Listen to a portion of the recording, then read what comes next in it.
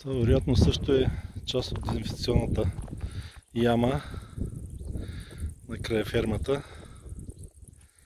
за по-добра дезинфекция. Фекални маси, урина, кал. А това са строителни отпадъци, складирани на местото или върху планината, която беше от фекалии. Част от тях се извозиха, другите са зарити под това незаконно сметище на строителни и други отпадъци.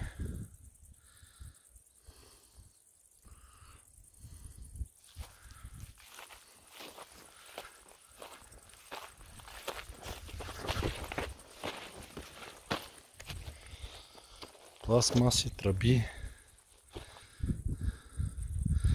парцали, бетон, а там са започнали да подравняват.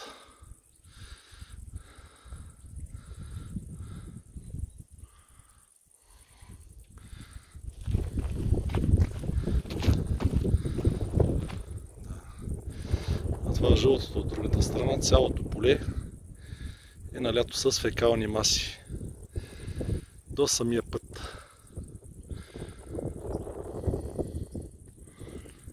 При влизане в селото миризмата е непоносима.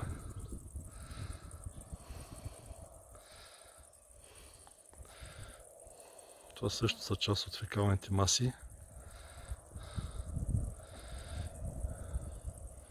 При всеки един дъжд торгови маси.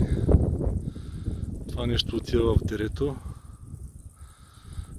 което е това, и по него в река Тунджа.